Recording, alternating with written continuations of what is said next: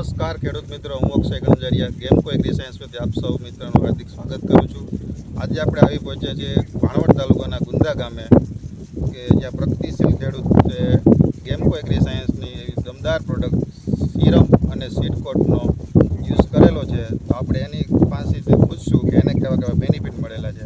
તો સૌપ્રથમ તો આપણો પરિચય આપી દેજો. મારું નામ છે કાડલિયા શરદભાઈ, ગામ મોટા ગુંદા, તાલુકો ભાણવડ, જિલ્લો દેવભૂમિ દ્વારકા.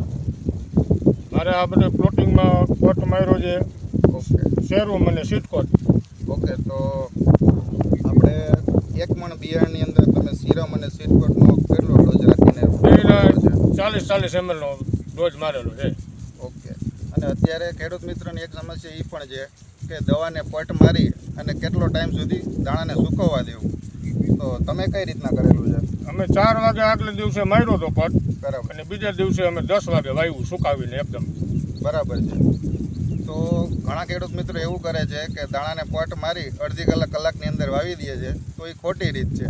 પણ તમે સાંજે એને પટ આપી બરાબર સૂકવી અને વાવો તો બેનિફિટ વધારે મળે, દવાનું રિઝલ્ટ સારું મળે, લાંબા સમય સુધી તમને દવાનું રિઝલ્ટ મળે. તો તમે સીરમ પ્રોડક્ટનો યુઝ શા માટે કર્યો, શેના માટે કર્યો હતો? આમાં જમીનજન્ય રોગ છે, કોઈ મુંડા છે, એના માટે બેસ્ટ રિઝલ્ટ આવે છે. અને સીટકોટમાં 2 દિવસનો ઉગાવો પણ વહેલો આવે છે. એમાં અમે ટ્રાય પણ કરેલી છે. 2 ક્યારામાં અમે કોરા દાણા વાવેલા હતા, એ 2 દિવસ મોડા ઉગ્યા છે.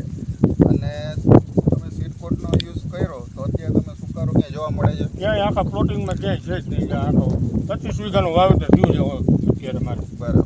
તો એક સમાન ઉગાવો અને ક્યાંય પાછી સુકારો જોવા મળતો ક્યાંય એક છોડવામાં નથી ક્યાંય. બરાબર. તો હજી પણ ઘણા ખેડૂત મિત્રોને મગફળી વાવવાની બાકી છે, જે વરસાદ પછી વાવવાના છે, તો એ યુઝ કરી શકે? 100% રિઝલ્ટ મળશે આનું. ઓકે, ધન્યવાદ.